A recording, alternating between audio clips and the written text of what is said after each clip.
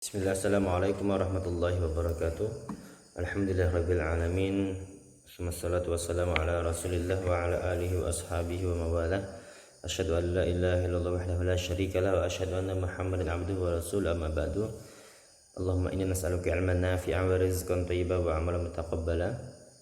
Allahumma inna na'udzubika min ilmin la yanfa' wa min qalbin la yakhsha wa min da'watin la yustajabu laha.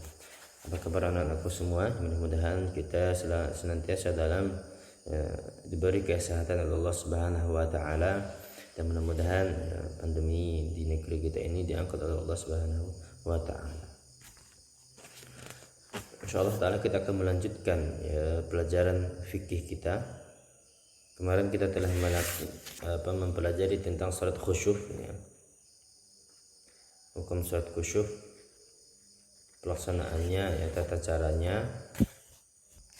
Dan sekarang kita akan melanjutkan ini perkara-perkara yang disunnahkan setelah salat khusuf. Disunnahkan bagi imam untuk memberikan nasihat kepada kaum muslimin setelah selesai salat, dan mengingatkan mereka tentang memberikan dorongan agar mereka bertakwa dan meninggalkan dosa-dosa serta maksiat. Ini perkara-perkara yang disunahkan ini memberi nasihat kepada jamaah setelah sholat dilaksanakan. Yang kedua, hikmah terjadi khusyuk atau gerhana Yang pertama, agar menakuti manusia agar mereka kembali kepada Allah Subhanahu wa taala, dan hikmahnya dan mereka akan bertobat dan bertobat kepada Allah Subhanahu wa taala. Ini hikmah di antara hikmah terjadinya kusuf atau gerhana. Yang kedua, mereka berlindung kepada Allah dan berdoa kepada Allah Subhanahu wa taala, minta perlindungan kepada Allah, agar mereka minta perlindungan kepada Allah dan berdoa kepada Allah Subhanahu wa taala.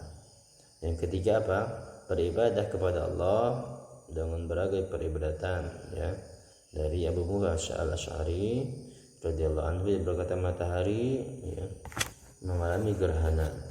Kemudian Nabi SAW berdiri dengan ketakutan. Beliau takut apabila terjadi hari kiamat. Kemudian beliau menuju masjid dan sholat dengan berdiri, ruku dan sujud yang sangat panjang, dan belum pernah aku, kata Abu Musa al-Asy'ari, melihat atau menyaksikan beliau melakukannya. Ini adalah hikmah dari terjadinya salat khusyuk.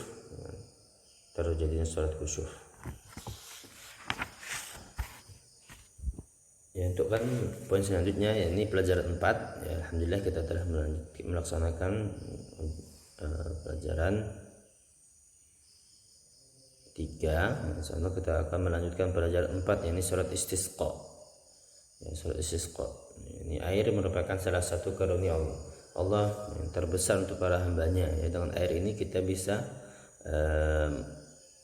hidup, melangsungkan atau menjalani kehidupan di dunia ini. Dengan turunnya air di bumi akan menjadi basah, tumbuh-tumbuhan akan tumbuh subur dan segala dan yang semisal dengannya.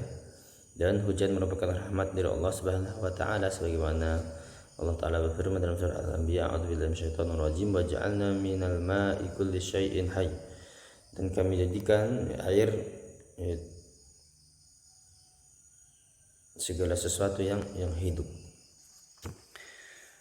Apabila tidak ada hujan atau curah hujan yang sedikit, manusia akan tertimpa keadaan yang sangat berat. Contoh saudara-saudara kita yang ada di Afrika, mereka sangat memperhatikan keadaan mereka.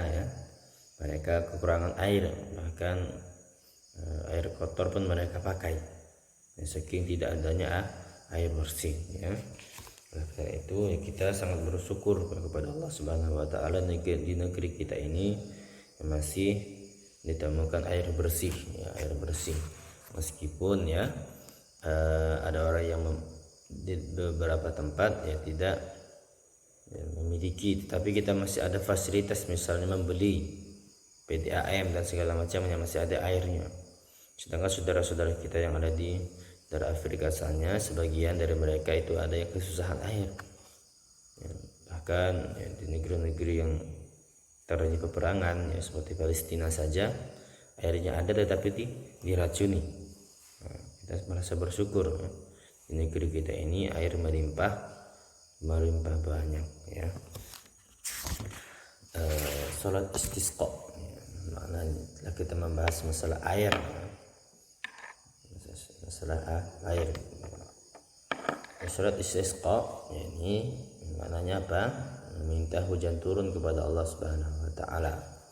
Jadi seandainya kalau kita terjadi kekeringan, hujan tidak kunjung datang ya, maka disunahkan atau dianjurkan kepada masyarakat ya, untuk berkumpul ya, berjamaah melaksanakan sholat istisqa ya, untuk apa? Meminta hujan. Nah, ini yang pernah dilakukan oleh Rasulullah SAW ya, ketika musim kemarau atau musim panas ya, tidak ada hujan, kekeringan, maka sunnah dan mereka pada zaman Rasulullah melakukan sholat istisqa ya, untuk meminta hujan. Ini maknanya adalah istisqa, meminta turunnya hujan kepada Allah Subhanahu wa taala. Yang kedua, poin yang kedua atau poin yang terakhir ya yang kita bahas hari ini, keadaan yang disyariatkan sholat istisqa adalah ya, sholat istisqa itu disyariatkan apabila bumi mengalami kekeringan dan tidak turun hujan. Nah, ini disyariatkan apabila terjadi musim kemarau yang panjang sekali ya, sehingga banyak yang kesusahan ya, tumbuh-tumbuhan pada mati ya, mungkin hewan ternak pada mati ya. Disunahkan atau dianjurkan bagi masyarakat tersebut ya, untuk melaksanakan sholat istisqa ya.